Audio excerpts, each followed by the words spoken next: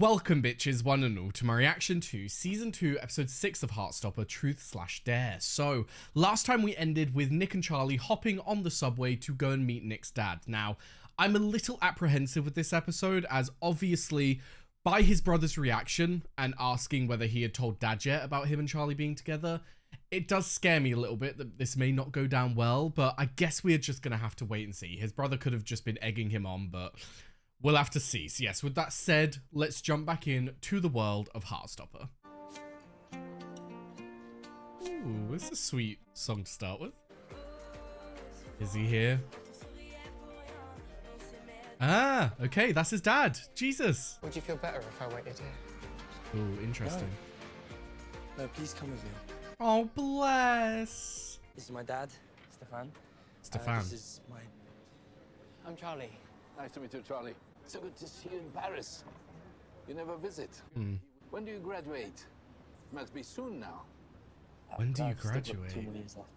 2 more years. Ah, Oh, okay, sorry. A few things to unpack there. One, 2 more years left. Does that mean that a sixth form is connected to their school? Because my school had that, where I got to year 11 and then I went into the last 2 years of sixth form in the same school, just like a different building, you know? So is that what he's saying? Or is he saying like graduating the school system before university will be in 2 years? Because I'm a little unsure about that, because I am wondering like what's going to happen with Nick and Charlie when Nick does go to sixth form, if it's somewhere else. So fingers crossed that doesn't mean that it's connected to the same site. But the fact that he doesn't know when he's graduating is like, that does show that they don't have a lot of contact and a lot of connections.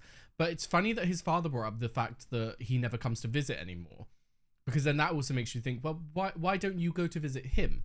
Why don't you travel there to see him, you know? It just seems like, seems like there's a bit of a disconnect there, a lack of communication as to who is visiting who, you know? Like, it seems like neither of them putting in effort, but I feel like the parent should always put in the most effort to make the child feel like they still fucking care, you know what I mean? You know, I'd still like to meet her sometime if you wanted me to. yeah. Perhaps someday soon. Well, he doesn't seem to be very excited about that idea. We went to the Eiffel Tower, Sacré-Cœur. The Louvre this morning. Yeah, it's been really fun. Excuse me for a moment. Immediately distracted and on the phone and walks away. Great. Well, this hasn't been a positive experience so far. You doing okay? I think so. Right. Sorry, boys, I'm gonna have to go. I'm sorry, boys. Something has come up and I just can't get out of it. Oh, For fuck's sake. I'm coming to England next week. Small business trip. Wow. you should come to dinner. I'm sure Mum will be okay with it, and David will want to see you. I miss that boy. Laisse pas tomber le rugby. Les filles adorent les joueurs de rugby. Ew.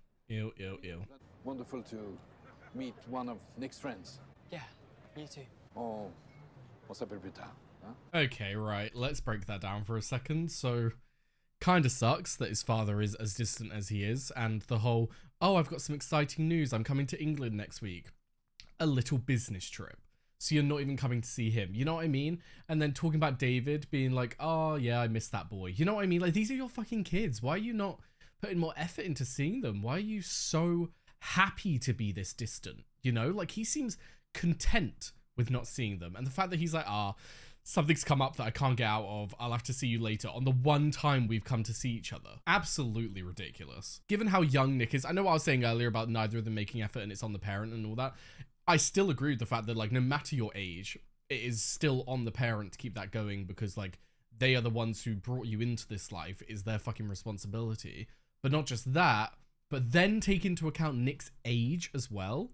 There ain't no way Nick was going to go do, like, a solo trip to Paris all the time, you know? So, like, I'm just really frustrated with him. I don't know why he's not putting any effort in. That's really fucked up. Well, that was fast. Yep. He just doesn't Care. He doesn't know me. Yep. I mean, he knows I like rugby, and That's about it. Let's walk back to the coach. You can rant about him the whole way there. Good job, Charlie. I think it could be very easy if you're in Charlie's situation to start shit-talking the dad immediately, you know? But, like, good that he had that respect, because, like, Nick wouldn't want him to do that, you know? I have something to share. Oh, yeah, he hasn't told them. Me and Elle kissed. Oh! No way. No, you didn't. No, you didn't. We kissed. I thought it was a mistake. But it wasn't a mistake. And then we kissed again. I kissed her that time. Oh my god, no, you didn't. And then the third kiss was like Amazing. This is giving me fucking Grease vibes, the way we're jumping between the groups. So you need to talk to her. I'm gonna text the girls. Wait, hang on. Wait, what are you sending? Well, we should explore the hotel. You have to ask him to be your boyfriend. I'm sure he'll say yes. Oh, he will say yes in a heartbeat. Do it. You've got to. Oh, It is like, if we're being realistic and we're actually discussing this, it is soon. Like, for most people, you go on a few dates and all that, and then you're official, but they already have an established close connection being best friends, and they're going into this both fully aware of what it means. I think that they would both be happy to be boyfriend and girlfriend this early, you know? come on. Let's go. Bless. Aw, Isaac. Aw, well done, Tara. When you got someone like Isaac in your friendship group, you kind of got to make sure that you still make them feel included, you know? Damn. What were you gonna say? I forgot. Oh, look at them being so open and easy to the kiss. Finally. Finally. Damn. If you even think about giving me another hickey. How you feeling? Fine.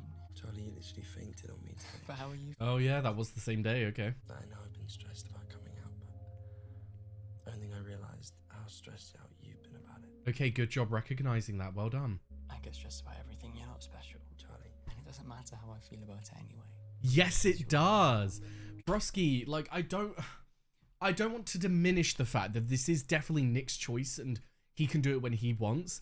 That does not mean that your feelings about being in a relationship where you can't be out and open are suddenly pushed to the side and thrown in the bin. You know what I mean? Like, that's not how this works, Charlie. You are allowed to not be okay with not being out and open.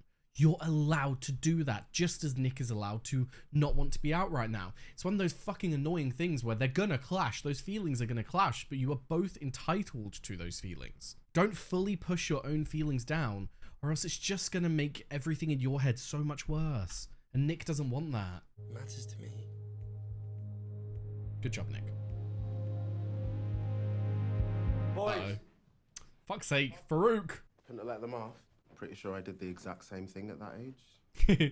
Sneaking around like that. With a Well, boy. good for you!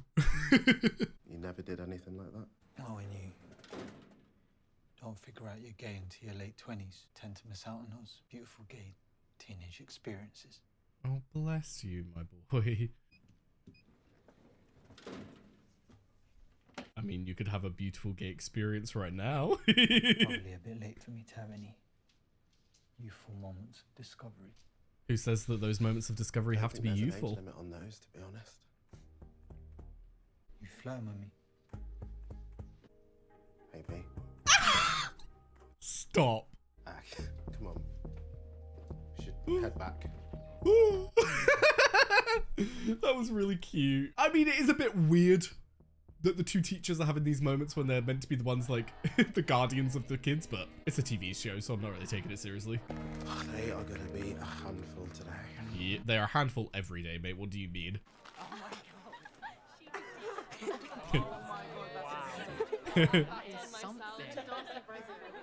I love that. Ooh. I'm sorry for being, not a very good girlfriend recently. Oh shit, we're getting into it. I'm gonna make it up to you. I've got plans. Big plans. Oh, bless.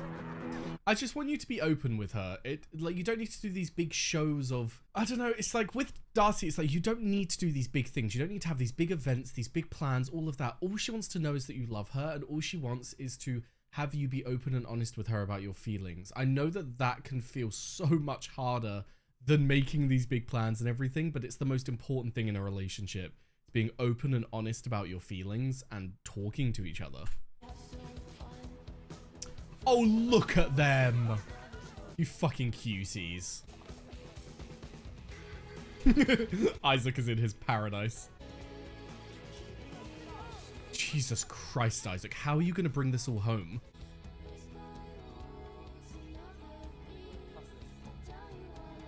Bless.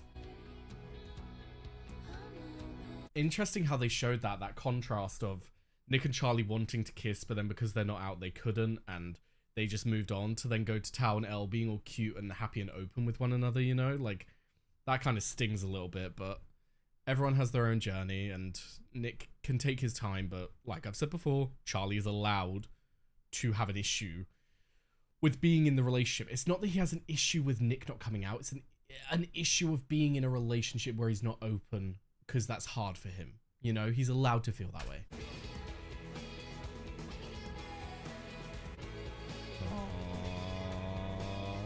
It is a very strange feeling when you've grown up in a not city environment, and then you start to see like gay people all around, because it's like, holy shit, wait, there are actually more of us here. You go ahead. We'll meet you there. All right. If you wanted some privacy with Nick, you could just say so. Tao. Aw. Excuse me. What are you doing? Just recharging. Bless mood, honestly. After a day in public, I need like a week to recharge. We haven't kissed in like 2 days.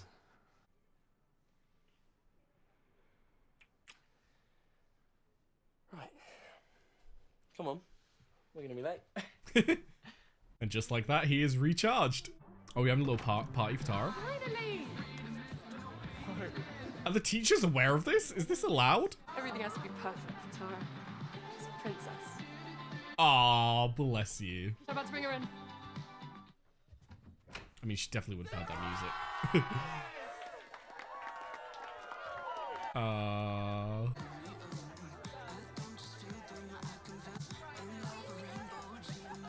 It could be what I was talking about earlier, where Tara's feeling the same way in the... She's feeling like, no, Darcy, like, I understand that this is what you think I wanted, and, like, I do really appreciate that you put the effort in, but, like, we need to talk. Like, the thing that I need is for us to have a good conversation about your feelings and the things that you're not telling me, because it's very, very obvious that Tara is not feeling very secure in her relationship right now. She's feeling very insecure, and she has a right to, because when your partner is keeping things from you and won't talk to you about things that are so obviously there, what can you do? You know, you're not going to feel secure and as though you feel like they love you and want to talk to you about everything. You know what I mean? Get out. Damn. Yikes. Bless you, Isaac. There was so many parties when I was younger where I would just like sit on the sofa looking at everyone, like not really. Bless him, especially at this age with everyone fucking getting together. And he doesn't understand himself fully. Get the fuck out, Ben. Who invited you? Who said you were allowed here? Not hanging out with your friends? No. You? They're just teasing me about Charlie. To be honest, I sort of had a crush on him last year. Not anymore, though. Cool. Cool. I do have a crush on someone else, though. Oh, God. Okay. Is it me? Oh. Yeah. I'm intrigued about how Isaac takes this.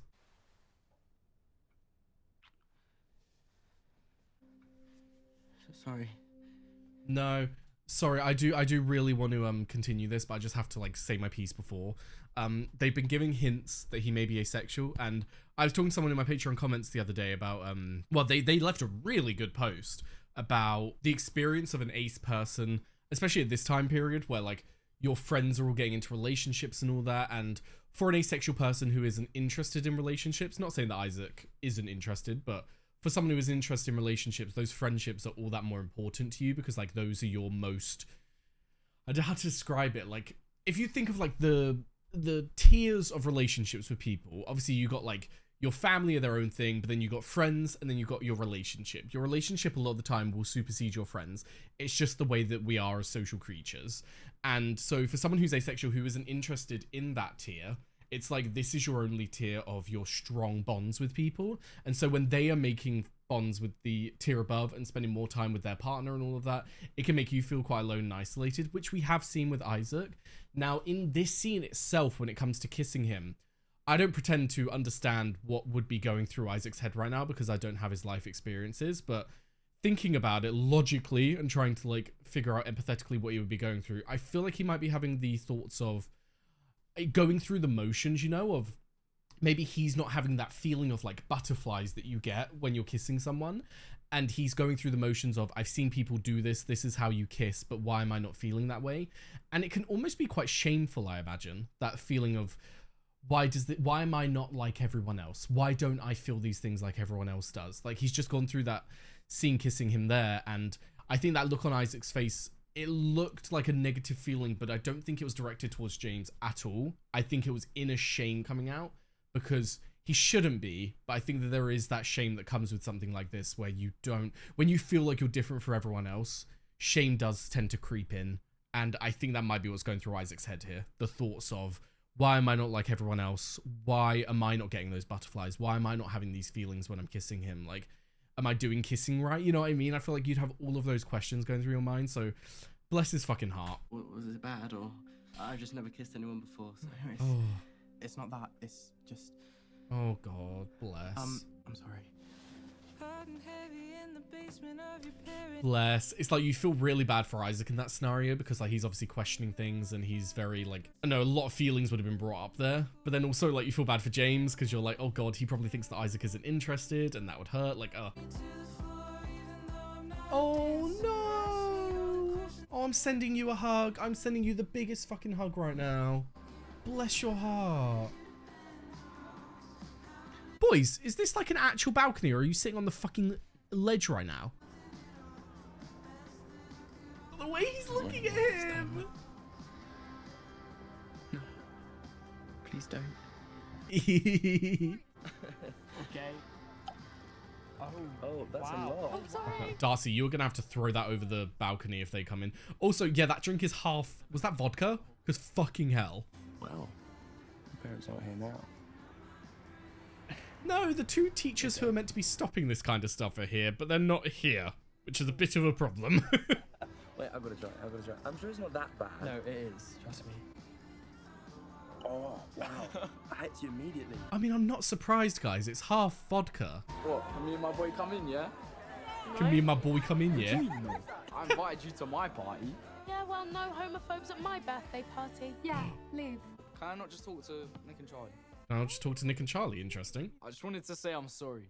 Ooh. I know I've said some homophobic stuff in the past, but I feel like I know better now. So, we cool? Can we come in? No. Well done, Charlie.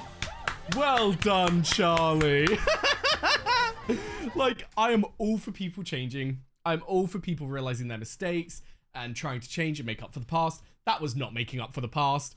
That was, I want to get into this party. I said something in the past, but you know, I know better now. So can we come in? Yeah. Like that was just, the attitude was ridiculous. In that scenario, it's like, the reason he knows better is what he's saying is, I know not to say that to you now because I understand that it upset you. So I'm not going to say that again so we can keep things cool. It's like, no, you need to understand why what you said was actually wrong. Why it's fucked up. The fact that it upset Charlie and Nick is not the bigger issue here. The bigger issue is that it was fucking homophobic, and I don't think that you fully understand that. Yeah, I don't think you fully can empathize with what you did. Like, why what you did was so wrong, you know? So, good job, Charlie, shutting the door in his face. Oh! Oh my god. Yeah, that feels so wrong. It's like looking at two brothers kiss. I like that they're having a good time though. Don't you dare say Ben. James. Okay. I mean, yeah, that's really awkward. It wasn't James. Yeah. I mean, I don't care, so. Fine. I dare Charlie to kiss. Go say Ben. Ben. Oh, no! That isn't even funny. I barely know Charlie. No. This game is so stupid. I'm tired anyway. He's always making a scene. Damn. Good job for saying no, Charlie. You set your boundaries, my boy. I'm proud of you. Can I do a truth instead? Who gave you the hickey? What? Can we just move on from there? Is Nick gonna be like, do it? Like, you can take this two ways. It's like, either you can take this as a good opportunity where it's like it's said for Nick, so it takes away a lot of that pressure, or you can take it as Nick is gonna feel pressured to come out, And so he's going to say it out of fear. Like, not fear, out of like the pressure of thinking that he's hurting Charlie by not coming out with the truth, you know? And so that's not a positive way to come out at all. You want it to be on your terms, but it's completely up to Nick in this scenario. I just hope he does what's best for him. But yeah, just to link back to what happened there. Well done, Charlie, saying no, absolutely not. Like, go the fuck off, my boy. That takes a level of inner strength that is hard to come by. You know, it's hard to build that up when someone has been abusive emotionally and physically towards you, as Ben was to him. So, well fucking done, Charlie. I know who it was. Okay. Me. We're dating. Oh my god, I called it. Well fucking done, Nick. Well, we were saying it the other day. I never would have guessed Nick was gay. Yeah. I'm bi, actually, but yeah. We're okay with people knowing. Nick! I'm sorry to ruin this very lovely moment, but I think I'm gonna be sick. Darcy, for fuck's sake. Guys, you can't go... Pretend. You can't tell the teacher. He's gonna bloody smell the vodka on your breath, hun. It's very easy to tell when someone has been drinking. But, yeah, that was a beautiful moment. A part of me is a little bit concerned that Nick did it because he felt a bit pressured. So hopefully this won't have any negative ramifications and he's going to regret it. But well fucking done, my boy. I'm very proud of you for taking that step and being like, you know what, I'm ready for this. Let's just be out and proud, out and open. I obviously think that because this is a drama show and we have 2 episodes after this, I think that there are going to be some negative ramifications to this, which fucking sucks. But I'm happy that they can now be happy with each other in public, you know, because they deserve that.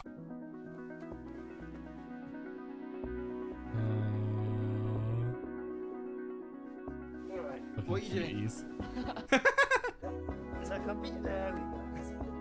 Oh, there we go. That's better. You came out to a room full of people. Yeah. I guess I did. Yeah, you did. Do you think it's gonna get passed around? Do you think everyone in school is gonna know about it? Yes. I'm not going to sugarcoat it. Yes. It'll be the big drama for a week, probably. I think I'm okay with that. Nervous, but I'll be okay. Exactly. You'll get through it. I have so much faith. Since Tao and Isaac are staying in the girls' room tonight, Oh. I could sleep in here. Well, in that case, I think you're gonna have to move over because that's my side of the bed. You're crushing me! Bless them. You're gonna have to fight. Okay. Huh? Full on fucking fist fight. That's so fucking cute. I've probably said that like a million times in this show, but it would never not be true. Payback. Payback. Is this okay? Yeah. Didn't sound very sure. Yeah. I do like it. It's just I'm not sure I'm ready to do anything more than kissing. That's absolutely fair, especially your age. I didn't think we did that right now. Oh. God, such an awkward thing to talk about, but at least you both know that you're on the same page. I do want to. Nick, you don't have to justify yourself. You don't have to explain yourself. Eventually. Just need time. Same. I'd only want to do it if you did, and if you didn't ever want to do it, then I wouldn't either. That sounded really cheesy. Oh, I'm so embarrassed. Bless you, Charlie. Where's Isaac? Oh my god, he's on the balcony. Isaac, you okay? I'm sorry for ruining your birthday. Hey, it's not ruined. I wanted it to be perfect for you. See, yeah, this is exactly what I was thinking earlier. Darcy, you don't have to do all of this to give her a perfect birthday. She just wants to be with you. She just wants to spend time with you. You didn't have to do all of this, even though it was a nice gesture. What Tara needs most of all, and for Tara to have a perfect birthday, is for her to know that she is loved. And you haven't given that to her. And I'm not going to get down on you for it, because I know that it comes from a place of like, I don't know, it obviously comes from a place within herself that she struggles to tap into. But like, for any relationship to work in her life, she's going to have to work through this and work on telling Tara the truth and like being open and honest with her, you know, because without that, this relationship simply won't work. No relationship will work without that, you know. And if it does work, then it's going to be very hollow, you know. So you got to get through that, my darling. I love you. Love you so much. I know it sounds like I don't mean it because I'm drunk. I really do mean it. I know you do. You've just had a hard time expressing it. We're not expressing it, saying it. It's so gross. I was just sick. I don't care. She doesn't have to just like open her heart immediately, but it's a good first step to be open about the fact that she loves her. Wait a minute, I've just processed what's happening here. She can't get in trouble for having food poisoning, can she?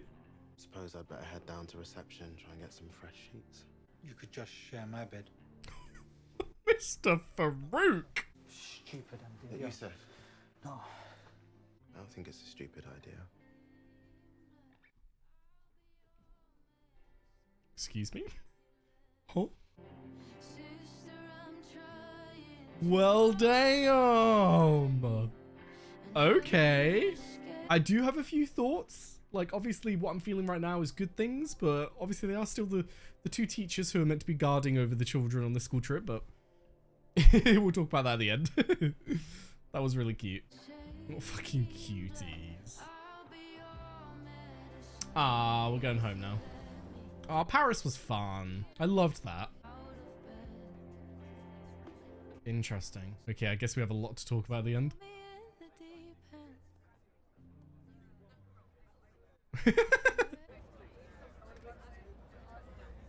A heart.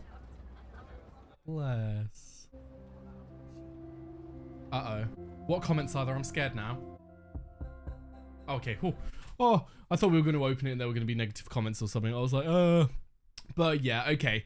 We have a few things to discuss with what happened there, but that was a beautiful episode. I think that's my favorite episode of the season, to be honest, because we explored just so many different things. So yes, there we have season 2, episode 6 of Heartstopper, and that was absolutely fantastic. Now, I think the easiest way for us to go through this is to discuss each individual / pairing at a time, you know? So let's start with Isaac. So we saw Isaac have his first kiss today. I assume this was his first kiss with James, and I think it was definitely very telling of the things that are going on in Isaac's head, because when he pulled back, I think that it was a matter of he felt ashamed of his own feelings, or more so the lack of feelings, which is so fucking sad that he's going through this, because you think people who have a hard time with this kind of stuff, people who are asexual or anywhere on the spectrum that doesn't align with the societal norms of getting butterflies, having crushes on people, having these feelings with people, anyone who doesn't like abide by that would feel like such outcasts, because it is so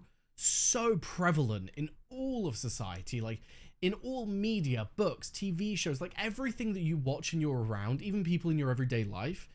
A lot of it is based around relationships, because as human beings, it's a fundamental part, like relationships, and I'm not talking relationships like boyfriend and girlfriend, all that. I'm just talking like in general relationships are fundamental to human beings.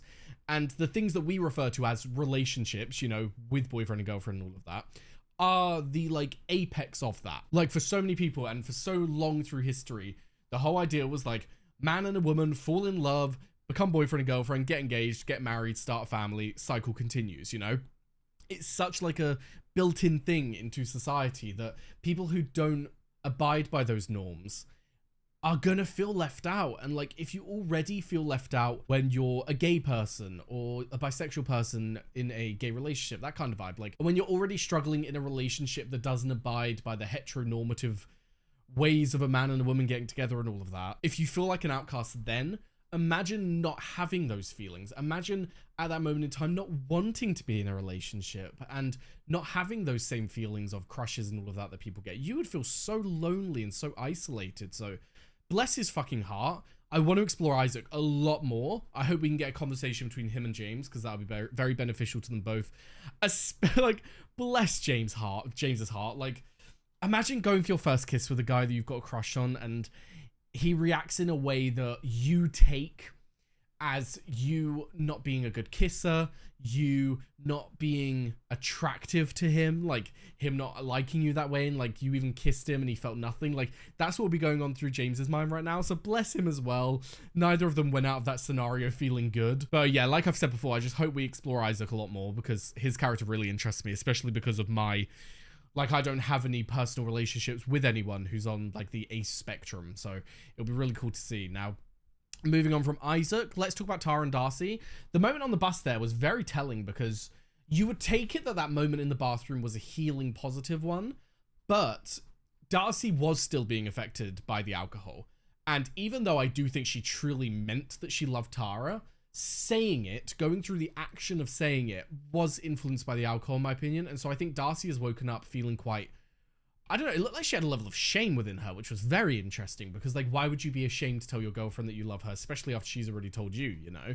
So I want to dive into that a lot more, but it did seem like it did seem like Darcy had a lot of regrets based on the previous night, just by how she was looking out the window and Tara looked at her like cautiously and all that. So I'm excited to get into that a bit more. I'm excited to get into them a little bit more and talk about things, because I feel like with the reactions that we had got from Tara throughout the episode, I do wonder whether this has happened before.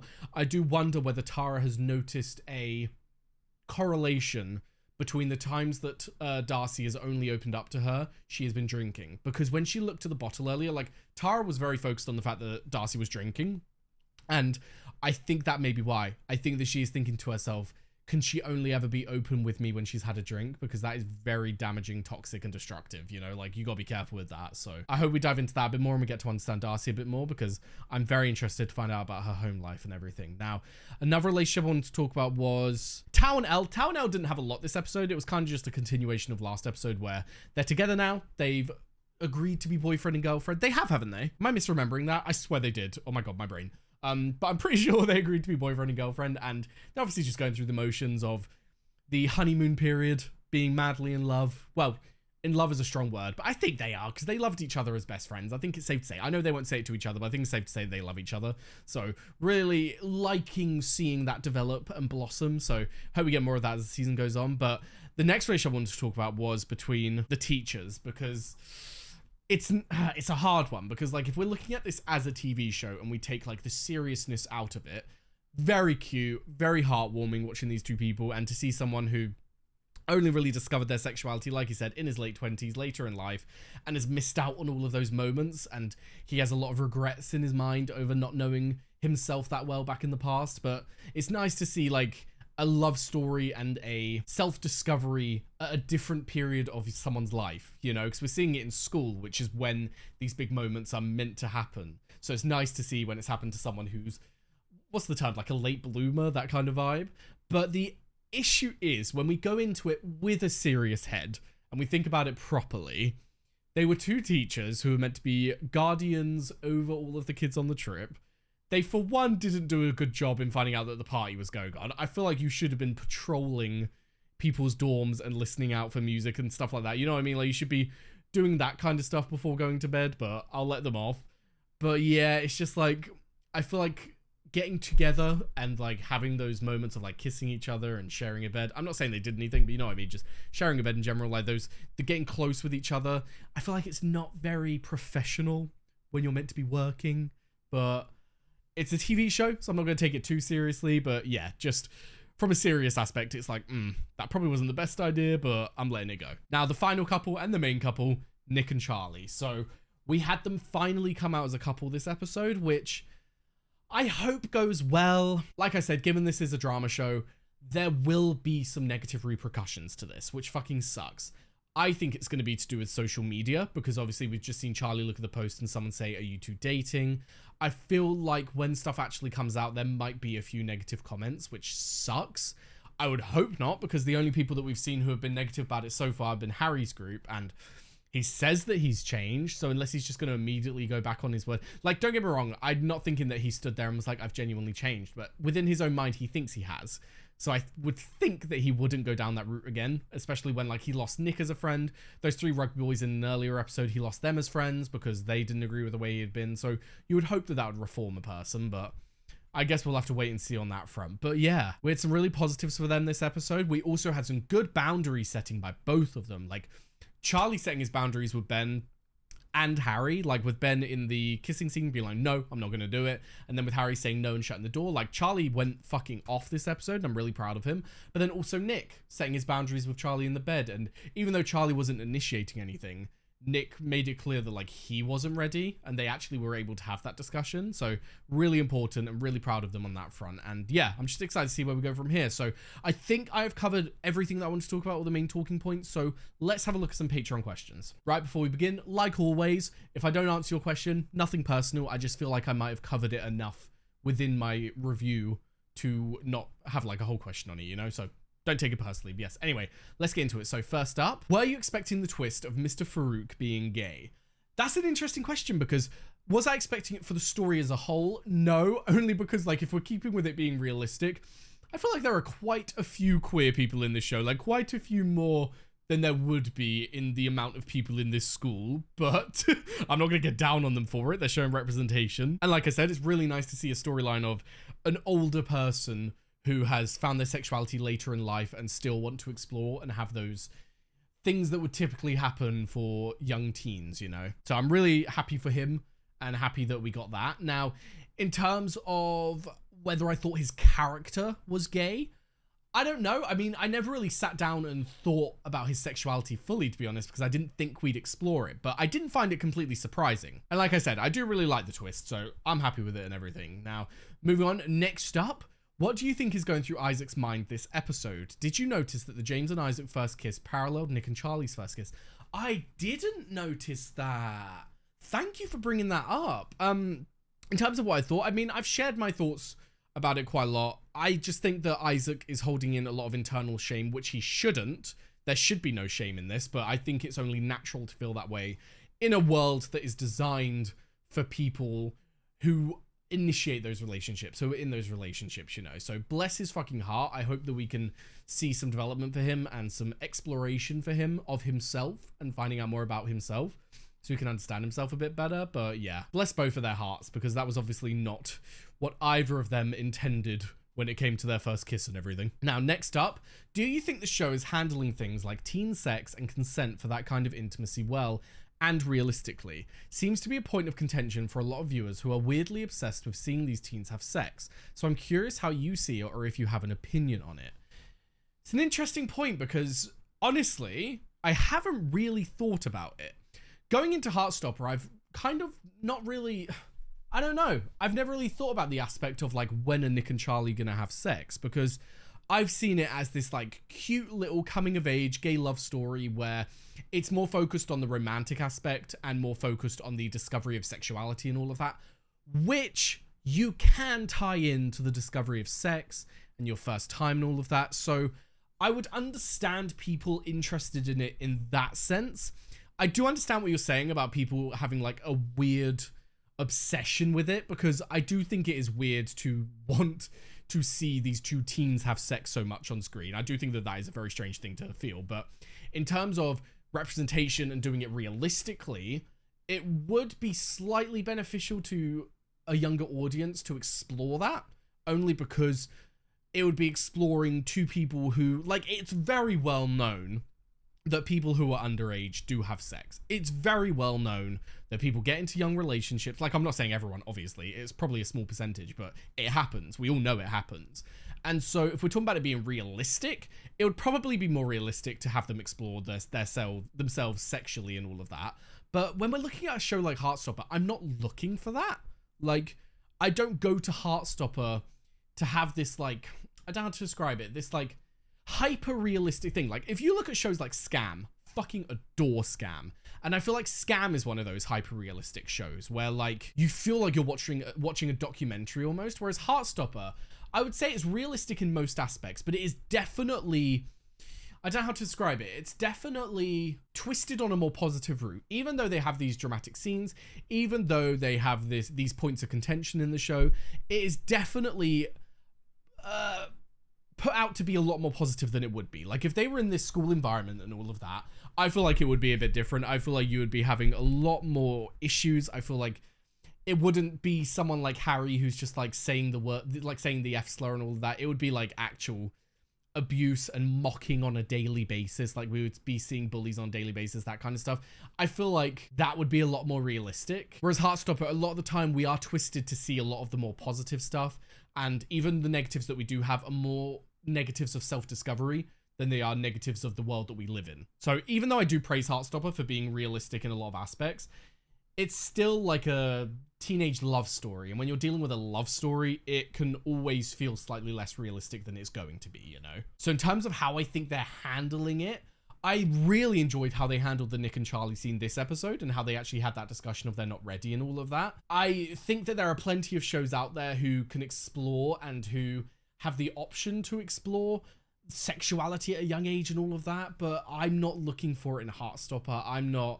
I mean, it's different for me. It's hard for me to comment about it because I am a 23-year-old man sitting here watching a show. Why would I be wanting representation, and why would I think that it's like a good message to have this and all that? It's like, it doesn't interest me. So if there are people of Nick and Charlie's age who would like to see it just so it's explored, so that they have that sort of representation that they can look at, then I would understand. But grown adults looking for sex in Heartstopper and looking for that to be explored, I think is a little strange. And I don't want to be rude in that sense, because it depends on your point of view. It depends why you're looking for it. If you're looking for it because you think there should be representation, then okay, but I still find that a little bit weird. I feel like we should all just enjoy this show for what it is, and enjoy this show for the fact that it is this like cutesy, romantic sided show, and not something that's going to be like hyper realistic of teens having sex and all that, because like just the thought of it just makes me uncomfortable. I don't really want to be watching that in this show. Right, next up, some people have criticized the Mr. Ajayi / Mr. Farouk storyline as being out of place and distracting in a show largely about and for teenagers. I'm curious about your take on what is added or taken away by including the teacher's story. If I had my way, I wouldn't have the story removed. Like, I'm very happy with this story. The only issues that I had this episode were like, obviously, it felt a little bit unprofessional and all of that, but it is what it is. That's taking the show too seriously, you know, in my opinion. Like, we're just here to enjoy the show.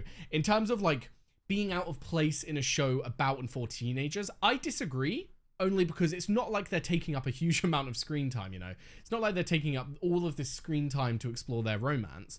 And it's nice because it's safe to say Heartstopper, it may be about and for teenagers, but I think it's safe to say that its audience is many, many different ages. Like, you got people throughout every generation watching this show.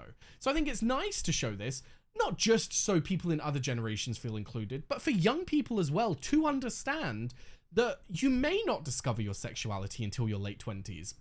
And it's good to get this message in while you're young, you know? This is for teenagers. It's good to get in their heads that they don't have this pressure of having this love story that Nick and Charlie have had at a young age. Like, loads of queer people and even heterosexual people have this. They have this moment of they don't have all of these young romances. Not everyone goes through this. My first romance was when I was 22 years old. You know, like, it is what it is. People explore their sexuality and they explore themselves at different stages in life. And I think it is so important to show this storyline because of Mr. Farouk's storyline. Because it's showing that no matter what age you are, it's not too late to discover yourself. And there is no pressure on any young people for discovering themselves later on, you know? I think that is so key. So I'm very happy that they have explored that. Now, moving on, next up, now that you've met Nick's dad, do you have any new thoughts on the Nelson family dynamic? Now, they have included some comic info, but they promise that it's not a spoiler. It's literally Nick was 5 and David was 9 when their parents divorced. Apparently, it's just extra details. So don't worry, I'm not annoyed about knowing that, but thank you for actually giving me that information, because age plays a huge impact when we're talking about divorce, how it affects kids, and what it means for their relationship going forward and all that, you know? So if Nick is in year 11, then that makes Nick... Is it 16? I need to look this up. Between 15 and 16. Okay, so if he's... Let's just say that he's 16 just for shits and giggles. So if he's 16 now, then that was a good, 11 years ago that their parents divorced. Now, he explained that Nick used to come and visit him every summer, but he hasn't recently. But then the dad said that I would have invited you this summer, but we're having work done on the kitchen and all that. So is it that Nick doesn't come every summer, or is it that you stopped inviting him and Nick wasn't going to go out of his way to make his dad see him, you know? Like, when we're dealing with divorce and all that, both parents, if they don't keep a relationship with each other in that, they don't talk a lot and all that, both parents need to take it within themselves to put effort into keeping those relationships going. Like, even if Nick stayed with his mum, his dad should have still been putting so much effort into it. So it's very disappointing and very disheartening that he hasn't. And just his dad's whole attitude, it's not what I was expecting. Like, the fact that he just got up from dinner, had a phone call and was like, oh yeah, sorry, I gotta go, but I don't know, I'll see you in England next week because I'm coming for a business meeting. I haven't been in a while, but I'm coming for a business meeting. Not to see you, for a business meeting. Like, just fucking ridiculous. I don't understand how his dad doesn't see how awful he's being. And the fact that when Nick mentioned seeing his dad's partner and his dad was a bit iffy about it, I wonder if, one, he hasn't even told her that he has kids because they're evidently not big parts of his life. So I do wonder if that's a part of it. Or two, maybe she doesn't like kids and he puts her feelings above his actual kids and he doesn't want there to be any awkwardness there, so he just keeps them separate. Like, either way, disgusting, and you need to put more fucking effort into it, and you should be proud to have kids. You should be proud to have, especially a kid like Nick, you should be fucking proud to have him. Oh, it's just frustrating. It makes me angry when you see someone who is so kind and so loving as Nick to have such a shit parent. Someone who doesn't even give a shit about them is just so disgusting. Now, in terms of the fact that David was 9 when their parents divorced, that is interesting because obviously if you're 5 years old, don't get me wrong, I'm not about to say that if you're 5 years old, a divorce won't affect you, because it affects anyone no matter what happens, especially like the time after the divorce as well. But if David was 9, then he would have gone through like the actual understanding what was going on more than Nick would. And maybe that affected David more in the sense that David seems to be a little bit more, less of a kind person. Let's just say that. And his dad was saying that David used to have all sorts of girlfriends, which I know it's a long shot, but you could take that as he was looking for connection because his dad wasn't around and all that. And so maybe through looking for connection, he was getting into all these different relationships and all that. And he's never been able to fill that hole, you know. But it does seem like he has a better relationship with his father than Nick does, because I mean, he literally said, he was like, oh, I miss that boy. And David's first response when Nick was talking about Charlie was, have you told dad yet? All of that. So I feel like maybe they have a closer bond than he does with Nick, which you wonder whether that's because with David being 9 and all that, maybe their dad was into rugby as well. And maybe him and David used to play because he was older and all that. Like, there are so many different family dynamics here going on, but I do definitely get the vibe that like Nick and his mum are a duo and then David and his dad are a duo. Even if David and his dad are still distant with each other, I feel like they are closer than he is with Nick, you know? I am interpreting that though. We haven't actually got a lot of information, but it's very interesting to look at their family dynamics and see, honestly, just see how shit of a father he is. Let's just be fucking real. Like, you should not be treating your kids that way. But anyway, I'm gonna let it go because I'm getting annoyed about him now. Moving on. Now that you've met Nick's dad, reflect back on the scene in episode 1 when Charlie remembered Nick's favorite chocolate bar from a passing comment and how appreciative Nick was. Do you think Charlie's attentiveness is what draws him to Nick? Oh, that is a very, very good point. I didn't think about that. I've never really thought about, yeah, because this is also new. I've never actually considered the aspects of the things that his father has like the things he's missing in his relationship with his father is probably what he's going to be looking for a relationship with someone else, you know? So the fact that his father doesn't pay attention, the fact that his father is so distant is probably why Nick has seeked out and found someone like Charlie who is attentive, does care about him very deeply, and cares about his feelings, his thoughts, everything about him, you know? Like, that is such a huge shift from his father. But not just that, but everyone deserves a Charlie. Everyone deserves a Nick and everyone deserves a Charlie. Like, they are both beautiful human beings, and the aspects of them that make them beautiful would be so lovely in a relationship, you know? Like, they would both make perfect boyfriends. But yeah, I do think that definitely aspects that he is missing from his father have definitely translated in things he's looking for in a partner, and the fact that Charlie does those things just naturally is beautiful in its own right, you know? Now, next up, do you think Nick's dad was hoping to get out of meeting up entirely by making it difficult? It was last minute, an inconvenient location. They have to come to him while on a school trip. That is a very good point that I hadn't considered, because when he got that phone call and all right, it seemed all too easy that, like, what?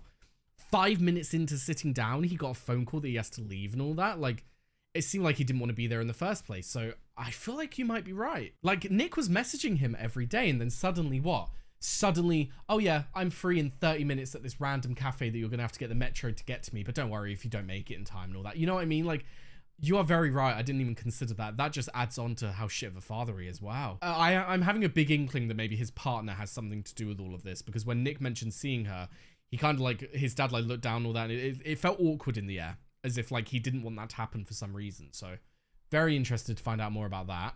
Now, moving on, next up, Nick throughout this season is constantly having to reiterate to everyone that he's bisexual when everyone just assumes he's gay because he's going out with Charlie. What are your thoughts on how most people's assumptions are that gay or straight are the two defaults and never stop to consider any other sexuality? It's a very good point. I mean, bi erasure is a very real thing, and you could account it for so many sexualities. I think that it's like it's like we're advancing, but at like a snail's pace. It's like we've got to a point where a good chunk of people don't just naturally assume that you're straight, but that is still the default in most people's mind. But then when someone finds out you're queer, they then default you to gay. I think that it is just laziness at the end of the day. I think that socially, people are quite lazy. They like black and white, yes and no, those kind of things. And so I think when people come across a queer relationship, their instinct is to think, right, what genders are going on here? Or what genders do I think I can identify are going on here? Okay, they must be gay, they must be straight, they must be lesbians. Like, you know what I mean? I think that it's just people being absolutely lazy in a societal sense, but it is sad for people in those sexualities because, like, it must constantly feel like you are having to correct people, constantly feel like you're never fully understood because, like, do people not even know that bi people exist? Like, do you know what I mean? Do they only think that you're either straight or gay? Because that must just get so fucking frustrating to try and explain to people. Like, yeah, those school kids just brushed it off immediately after he said he's bi actually and all that, but then, like, take David and his reaction of being like, if you're going to be gay, just admit that you're gay, you know? It's just such toxic opinions, and people don't realize how much, like, how deeply those things hurt, you know? How deeply it is when you're constantly misunderstood, constantly thought of as being something that you're not, you know? And not to say that being gay is a negative, but it's not who you are, you know? That's not your sexuality. That is not you. It's just as bad as saying that he's straight when he's not, you know? So I do feel for him that he has to keep correcting people, but I don't think it comes from a malicious place. I think it's literally just that people are fucking lazy. Now, moving on, next up, Nick's dad mentions coming to England and meeting up with Nick, his mum, and David. How do you see this scene playing out, and do you think it'll be a positive or negative one based on what we know about the four of them? That is a good thing to think about. Because Nick said that he thought that his mum would be open to it. Nick said that he thought that his mum would be okay with the dinner and all that. So I think it's safe to say that the two parents are not on full-on negative terms, whatever happened.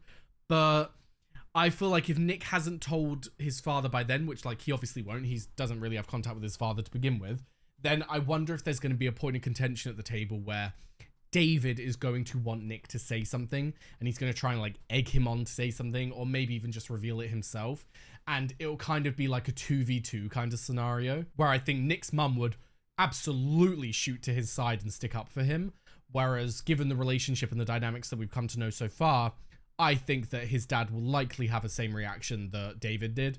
And so it will definitely be like a 2v2. So fingers crossed. But from what we've seen of Nick's mum, I think she will defend him fiercely if that happens. So I'm kind of excited to see it, even though it'll be a bit painful, you know. Now, next up, there is lots I love about this episode, but I'm curious about your thoughts on Nick's coming out at the party. Do you think his protectiveness of Charlie played into that somewhat? I do. Like, I really wanted to enjoy the scene for what it was, and it was a joyous scene so far from what we can tell. It seems like Nick doesn't have any regrets and all that, but I do think Nick may have felt pressured, and not pressured from Charlie, pressured from everyone else constantly questioning Charlie, constantly wondering what the heck he was from, who the heck he was from, all of that. Like, I think that his protectiveness of Charlie and him wanting Charlie to not go through that definitely influenced him in coming out there. Whether he regrets it in the future, we will see, but I hope not, you know. Now, the next question I've kind of covered, but I want to just reiterate it because they worded it a lot better than I did. So the question goes, I would like to know your thoughts on the teacher's storyline. I think they are cute and I would have totally been for a teacher relationship going on. However, as a former teacher myself, I was a bit perturbed. I don't know, perturbed? I've never heard that word before. Anyway, by the implication that they hooked up during an overnight field trip when they are supposed to be chaperoning students. I found that to be unprofessional and just in general not okay at all. I do really like them and I would have liked to see a storyline unfold for them that moved into a romantic partnership, but I take issue with a specific aspect of their relationship that it happened during a school trip where they were the chaperones. And that is exactly how I see it. Like, this wasn't them going on holiday. It wasn't them having some alone time and all of that. Yes, it was their alone time during this, but like at the end of the day, they are going on this trip to chaperone these students, and it's basically like they're on the job 24/7, which I know sucks and all of that, but like they are on the job 24/7 while on this Paris trip. And I think that it was unprofessional. Like, if we're taking it on a more and more serious route, I think that it was unprofessional. I also agree that I would have loved to have seen it develop outside of the school trip, because I feel like the school trip has kind of given it a muddy little, like, I would have loved to have been so happy with these two without this thought in my head of like, wrong timing, guys, you know? But I'm not going to completely get down on them for it. Like I said, it's a TV show. We're here to enjoy it. But I do think that if we're going to take it more seriously in that regard, it was unprofessional, and they probably should have waited till they got home to explore things. But I'm happy to see it develop as the thing as time goes on, because obviously absolutely love those two together, and I want to see the story of Mr. Farouk exploring himself in later life, you know. But yes, that is the end of question time. And like I said, that was a fantastic episode. Really enjoyed the areas that we explored. We had a lot of development for already ongoing storylines, and I want to see how they all end, like, as the season goes on. I wonder if we're going to get a conclusion to Isaac's feelings. I wonder if we're going to get him talking about his friends so that we can actually fully explore him in season 3. I want to see Tao and Elle develop a bit further because obviously they're very cute right now. I want to see Tara and Darcy have a fucking sit-down conversation where Darcy is open and honest. We need that. Their relationship needs that. And I want to see, obviously, next episode, Nick have the dinner with his parents, because I think that his father and his relationship with him and his reaction to his coming out are going to be very key in Nick's development himself. So fingers crossed it goes well, but I don't see it being an overly positive dinner, you know. But yes, anyway, with all that said, thank you very much for watching. I've left a link down below to my Patreon where you'll be able to find the early and uncut reactions to Heartstopper and all the other shows that I do. Also left a link to my Twitch, my Discord, and my socials, so be sure to follow them if you are interested. And yes, thank you very much for watching, and I hope to see you next time. Bye-bye.